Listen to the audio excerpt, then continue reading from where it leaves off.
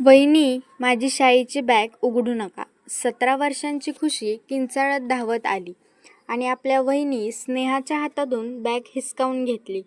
तिच्या डोळ्यात इतकी भीती होती की घरातील सगळेजण धावत खोलीत आले. सासू सावित्रीबाई घाबरून म्हणाल्या, "काय झालं गं खुशी?" खुशीने घाईघाईने बॅग पाठीमागे लपवली आणि म्हणाली, "काही नाही आई, यात माझ्या शाळेच्या नोट्स आहेत."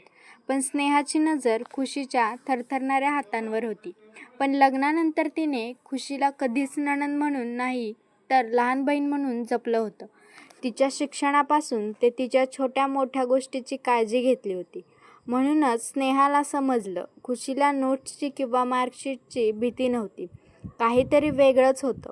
तिने प्रेमाने विचारलं, "खुशी, काही अडचण असेल तर मला सांग. मी तुझी वहिनी नंतर आहे, पण आधी मैत्रीण आहे."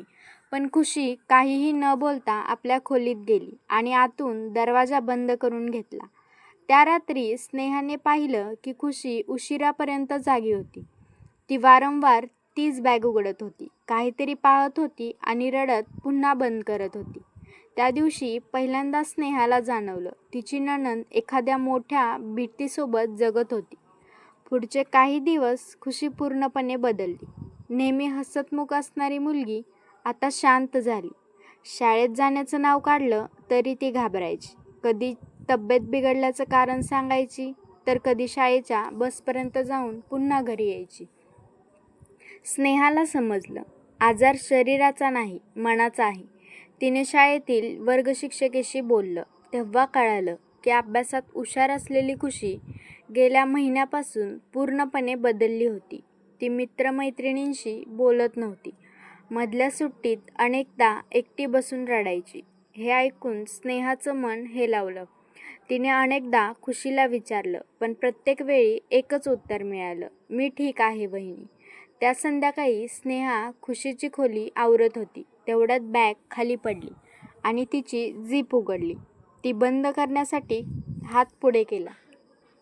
इतक्यात आतून एक जुनं तपकिरी पाकीट आणि एक छोटा पेनड्राईव्ह बाहेर पडला. तेवढ्यात खुशी धावत आली आणि घाबरून ओरडली, "वहिनी प्लीज, ते उघडू नका." तिच्या आवाजात इतकी भीती होती की स्नेहा क्षणभर थांबली. तिने प्रेमाने खुशीच्या खांद्यावर हात ठेवला आणि म्हणाली, "तुला नको असेल तर मी काहीही वाचणार नाही. पण आधी एवढं सांग, तू रोज इतकी घाबरून का जगत आहेस?" हे ऐकताच खुशीच्या डोळ्यातून अश्रू वाहू लागले, पण ती पुन्हा शांत झाली. रात्री सगळे झोपल्यानंतर स्नेहाला अचानक जाग आली. तिने पाहिलं की खुशीच्या खोलीत दिवा सुरू होता. दरवाजा अर्धवट उघडा होता. आत खुशी तेच पाकीट हातात घेऊन रडत बसली होती. स्नेहा हळूच तिच्या जवळ गेली. यावेळी तिने काहीही न बोलता तिचा हात हातात घेतला. काही क्षण दोघीही शांत होत्या. अचानक खुशी हमसून रडू लागली. थरथरत्या आवाजात म्हणाली, "वहिनी, आज तुम्ही माझी बॅग पाहिली नसती तर कदाचित मी आयुष्यभर कोणालाच काहीच सांगितलं नसतं. गेल्या 2 महिन्यापासून मी भीतीत जगते आहे." तिने ते पाकीट स्नेहाच्या हातात दिलं. त्यावर लिहिलं होतं, "जर कुणाला सांगितलं तर तुझं आयुष्य उद्ध्वस्त करून टाकेन." हे वाचून स्नेहाच्या चेहऱ्यावरचा रंग उडाला. तिने हळूहळू पाकीट उघडलं आणि आतली पहिली वस्तू पाहताच तिच्या पायाखालची जमीन सरकली. आत काही प्रिंट केलेले स्क्रीनशॉट, एक छोटा पेनड्राईव्ह आणि धमकीचं पत्र होतं. पत्रात लिहिलं होतं, "जर कुणाला सांगितलं तर हे एडिट केलेले फोटो शाळेत आणि सोशल मीडियावर व्हायरल करीन. मग तुझ्यावर कोणीही विश्वास ठेवणार नाही." हे वाचताच स्नेहाचं हृदय धडकलं. ती खुशीकडे पाहू लागली. खुशी रडत म्हणाली, "वहिनी, आमच्या शाळेतला एक सिनियर गेल्या 2 महिन्यांपासून मला ब्लॅकमेल करतोय. माझे साधे फोटो एडिट करून मला धमक्या देतोय. मला वाटलं घरच्यांना सांगितलं तर ते माझीच चूक काढतील, म्हणून मी गप्प राहिले." स्नेहाने क्षणाचाही विलंब न करता खुशीला मिठी मारली. तिने तिचे अश्रू पुसत म्हटलं, "सर्वात आधी एक गोष्ट लक्षात ठेव, यात तुझी अजिबात चूक नाही. चूक त्या माणसाची आहे जो तुला घाबरवत आहे. आणि आता तू एकटी नाहीस." त्या रात्रीच स्नेहाने आपल्या पती आदित्यला सगळी गोष्ट सांगितली. सकाळी संपूर्ण कुटुंबाला सत्य समजलं. सावित्रीबाईंनी खुशीला मिठी मारत विचारलं, "बाळा, एवढं मोठं ओझं एकटीने का उचललंस?" खुशी रडत म्हणाली, "आई, मला वाटलं तुम्ही माझीच चूक काढाल." हे ऐकून सगळ्यांचे डोळे पाणावले. स्नेहाने तात्काळ सायबर क्राईम हेल्पलाईन आणि स्थानिक पोलिसांशी संपर्क साधला. पेनड्राईव्ह, स्क्रीनशॉट आणि इतर सर्व पुरावे पोलिसांकडे दिले. शाळेच्या मुख्याध्यापकांनाही संपूर्ण माहिती देण्यात आली. चौकशीत समोर आलं की तोच मुलगा इतर अनेक मुलींनाही अशाच प्रकारे धमकावत होता. पण भीती आणि लाजेमुळे कुणीच तक्रार केली नव्हती. यावेळी मात्र पुरावे भक्कम होते.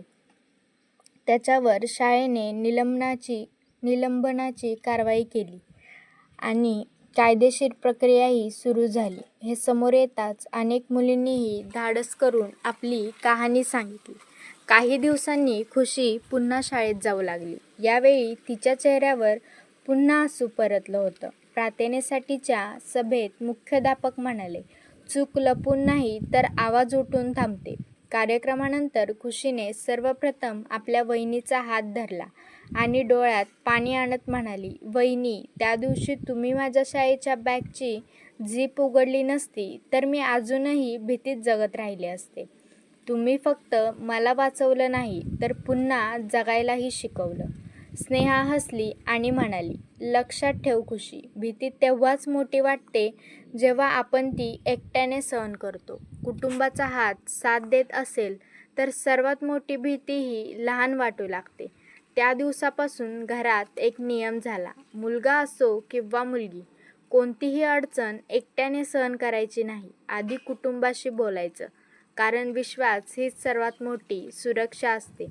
त्या संध्याकाळी सावित्रीबाईंनी सर्वांसमोर स्नेहाचा हात हातात घेतला आणि म्हणाल्या, "सुनबाई, आज तू फक्त माझ्या मुलीचं रक्षण केलं नाहीस तर या घराला शिकवलंस की मुलांना ओरडण्याआधी त्यांचं मन ऐकायला हवं."